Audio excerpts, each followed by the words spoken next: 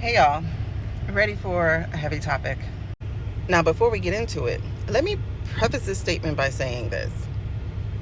I fully support the Rainbow Coalition, the LGBTQIA plus community.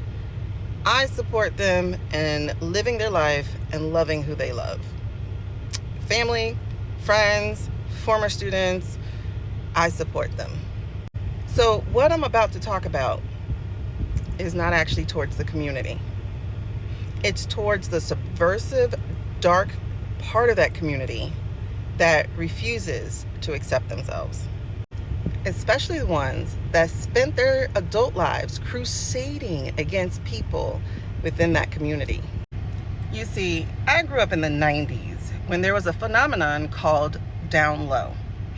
And at the time it was black men mostly, and it was mostly in Atlanta apparently, but the down low community is one I can't get with.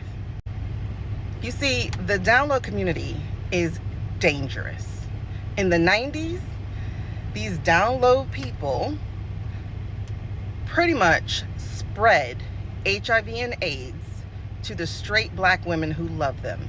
And very, very soon, those straight black women became the highest number of HIV and AIDS cases. Now, those weren't the only people who were also in down low, not just black men, but there were very powerful men, often in uniform, who felt the same way. So this interesting thing happened in the 90s, during the MTV era, where there was a situation with a young man named Matthew Shepard. He was found in a very, very gruesome way after someone did something to him, someone or someones, right? There were also cases in which men in uniform, the blue ones, would hurt the community of gay men. And they were often supported, especially by white males. You see, the problem with having a patriarchal society that labels masculinity in such toxic ways as where it becomes eggplant measuring contests means that there are people who don't feel the same way who have to stay in the closet.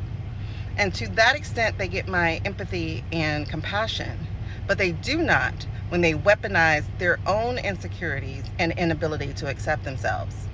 People like this. This man spent his career prosecuting and criminalizing gay men. This article was written in October 27, 2023. And it states he has a harsh history of anti-gay language from his time as an attorney for a socially conservative legal group in the mid-2000s. He was the spokesman of the Alliance Defense Fund, the ADF, who wrote a brief in the case that supported maintaining this criminalization. States have many legitimate grounds to proscribe same-sex deviant sexual intercourse, Johnson wrote in a 2003 op-ed, calling it a public health concern.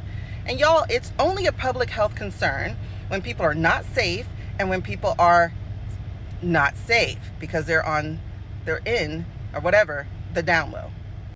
He further states, by closing these bedroom doors, they have opened a Pandora box. December 2023, he again indulges his obsession with attacking LGBTQ plus people instead of doing his job. He liked doing jobs all right. Again, 2023 article. Before he became a politician, House Speaker Mike Johnson partnered with an anti-gay conversion therapy group. For real? Again, new House Speaker Mike Johnson spent years fighting against gay rights. For real. Now, this Mike Johnson has been found to be living with an evangelical pastor.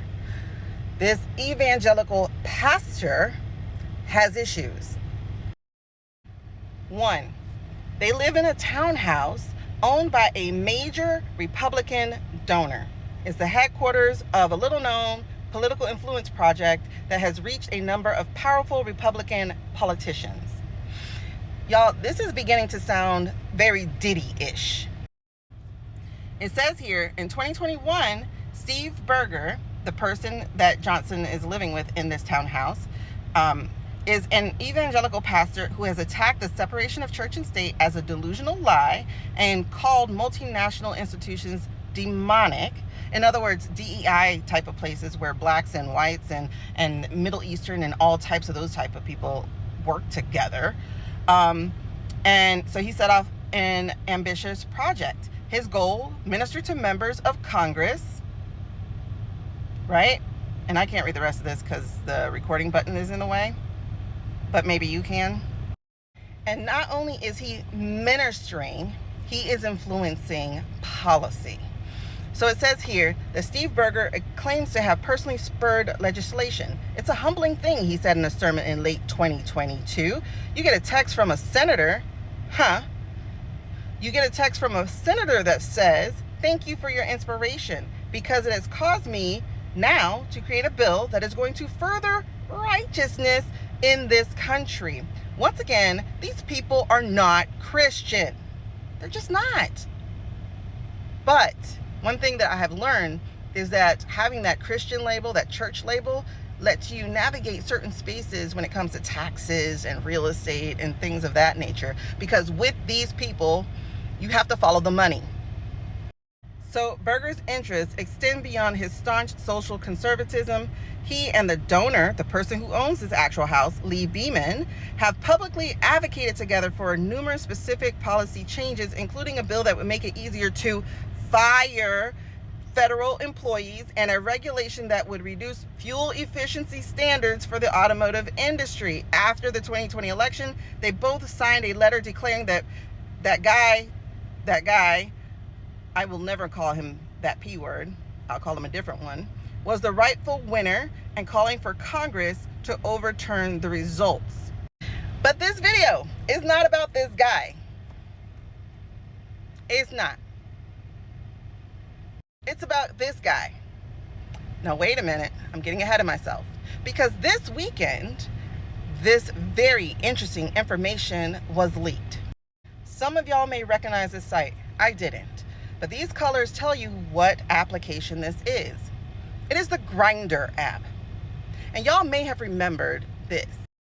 Last year, it was noted that that site crashed during the RNC. Grindr even called it its own Super Bowl with how much activity it had there. Again, this isn't a shameful video about people who belong to the LGBTQ plus, but this is a shaming video for people who belong to this party who have made it a crusade to attack people who are in the Rainbow Coalition, the LGBTQ plus, I ran out of letter, LGBTQIA plus community. They made it their personal vendetta. And here's the other thing. They don't hate trans people. They love them. There are lots of members of the trans community who are often hit up by these married white conservative men.